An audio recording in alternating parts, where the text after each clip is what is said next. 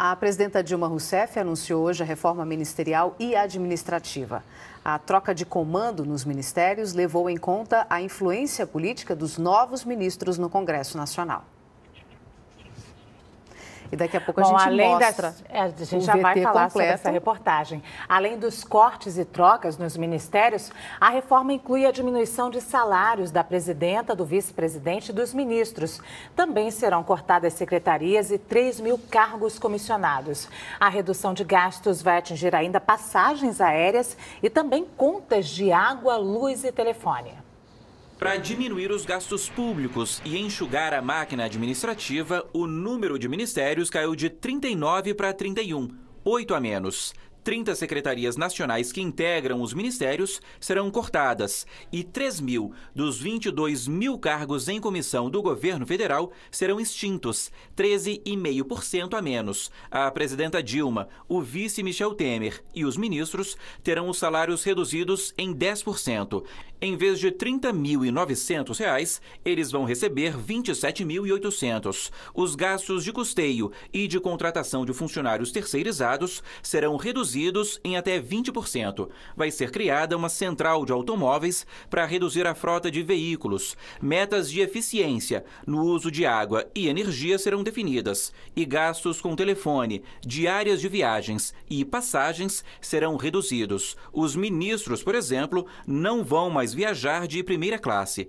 Contratos administrativos como os de aluguel, vigilância, segurança e tecnologia da informação serão revisados. Vai ser criada uma comissão permanente de reforma do Estado, unindo sugestões e experiências bem-sucedidas daqui e de outros países sobre eficiência do Estado. E a utilização dos imóveis da União será revista. A ideia é ajudar o país a sair logo da crise, segundo a presidenta Dilma Rousseff. Essa reforma ela vai nos ajudar a efetivar as medidas já tomadas para o reequilíbrio fiscal e aquelas que estão em andamento. Vai propiciar, portanto, o reequilíbrio fiscal, o controle da inflação e consolidar a estabilidade macroeconômica, aumentando a confiança na economia.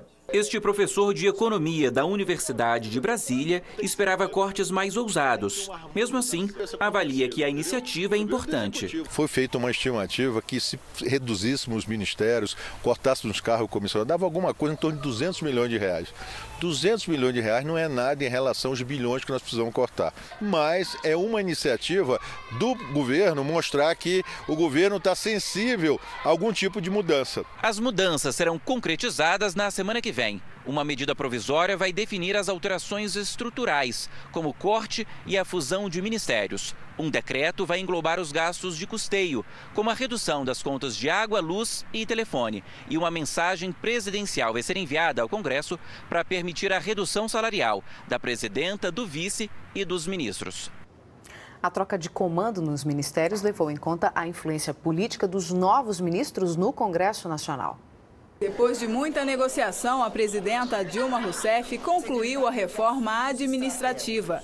A nova composição da esplanada será formada por 31 pastas, com a redução de 8 ministérios.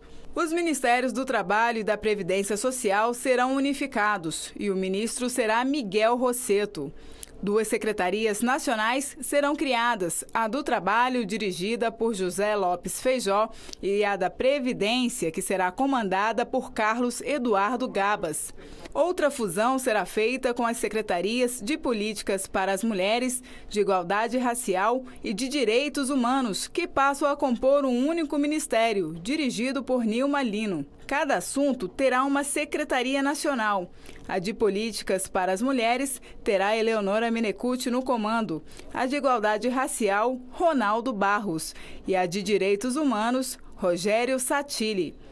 O Ministério da Pesca será integrado ao Ministério da Agricultura. A Secretaria de Assuntos Estratégicos também deixa de existir e as atribuições serão repassadas ao Ministério do Planejamento.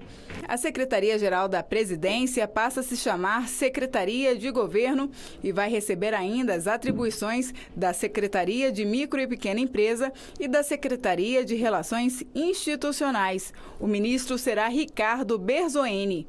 O Gabinete de Segurança Institucional perde o status de ministério, sendo transformado em gabinete militar ligado à presidência.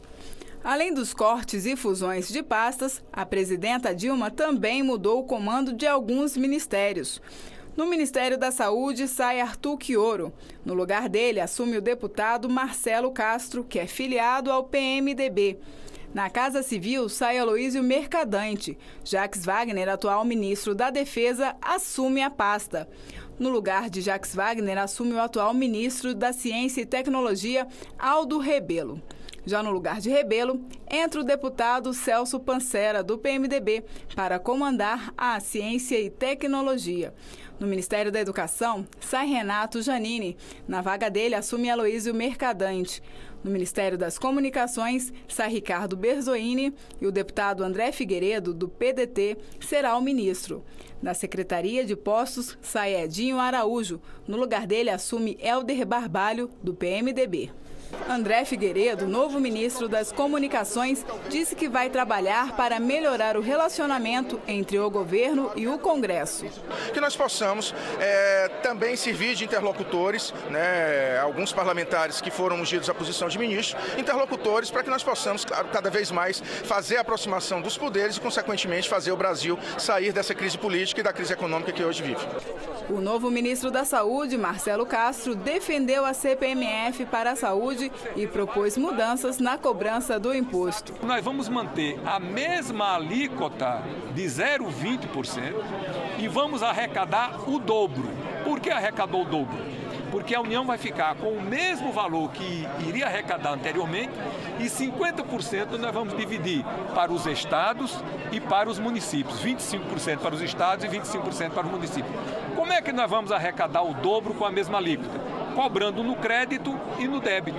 A reforma na administração foi um compromisso assumido pelo governo para reduzir os gastos públicos. Durante o anúncio, a presidenta Dilma Rousseff disse ainda que essas mudanças ampliam a base política e podem melhorar a governabilidade. Ao alterar alguns dos dirigentes dos ministérios, nós estamos tornando nossa coalizão de governo mais equilibrada, fortalecendo as relações com os partidos e com os parlamentares, que nos dão sustentação política. Trata-se de uma ação legítima, de um governo de coalizão, e por isso tudo tem sido feito às claras. A presidenta Dilma vinha articulando essa reforma ministerial há semanas. Mas a decisão veio depois de reuniões com o ex-presidente Lula e lideranças de vários partidos. Parlamentares da base aliada acreditam que as mudanças vão melhorar a relação do governo com o Congresso. Já a oposição acusa a presidenta de apenas tentar evitar a tramitação dos pedidos de impeachment. Com a reforma ministerial, o PMDB foi o maior beneficiado. Passou de 6 para 7 ministérios. O PT continuou com 9 pastas. O PSD tinha 2 ministérios e perdeu 1. Permanecem com uma pasta PCdoB, PDT, PTB, PRB, PP e PR. Outros 8 ministérios têm titulares sem filiação partidária. Para o presidente da Câmara, Eduardo Cunha, nada mudou. Quem se posiciona favorável do PMDB o continuará. E quem é contra o continuará. Essa reforma não teve o condão de trazer quem é contra. Então, para mim, está a mesma coisa. A oposição considera que as medidas não alteram a situação do governo. Eu diria que é uma reforma que perde seriedade e perde o foco. Eu temo que continue correndo risco de completa ingovernabilidade. Entidades da área da saúde e de ciência e tecnologia reclamaram das mudanças no comando dos ministérios, com indicação de nomes não ligados a esses setores. A troca no Ministério da Educação também foi questionada. O primeiro ato da presidente foi dizer que o slogan do governo seria a pátria educadora. Vem 3 ministros na prioridade do governo denuncia de que tem algum problema, né, no cumprimento. A fusão em uma única pasta das secretarias de Direitos Humanos, de Políticas para as Mulheres e de Promoção da Igualdade Racial desagradou os movimentos sociais ligados a essas áreas. Eles temem a perda da representatividade e contestam a economia que a medida irá trazer para as contas do governo. São secretarias que no orçamento ela não representa. É um orçamento pífio em relação à crise que nós estamos sofrendo. De todos os ministros, apenas um ministro negro, que é justamente da Secretaria de Promoção da Igualdade Racial. Então, assim, nós somos 53% da população e na reforma não vamos ter nenhuma representatividade. Apesar das críticas, o governo defende que a reforma vai melhorar a governabilidade e trazer eficiência para a gestão. Penso que foi uma iniciativa muito relevante, além da qualidade dos deputados e dos novos ministros, preparados, experientes. Eu acho que qualifica a gestão pública. Todas as forças políticas que integram o governo entendem o momento que nós estamos vivendo e acho que existe uma grande dimensão de consenso e um forte desejo de ajuda, de auxílio, que não é só ao governo, mas ao país. A reforma administrativa e seus efeitos são parte agora do comentário de Luiz Nassif, diretamente de Salvador. Em 2002, a carga tributária brasileira era equivalente a 19,7% do PIB. Em 2015, 2014, é o mesmo montante.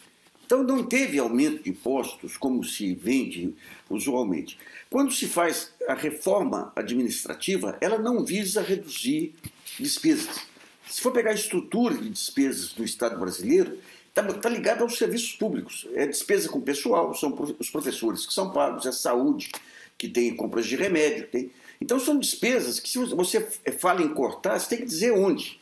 Então, a reforma administrativa, ela visa aprimorar os processos, consolidar secretarias e ministérios que podem ter trabalhos duplicados, mas no sentido de aumento de eficiência.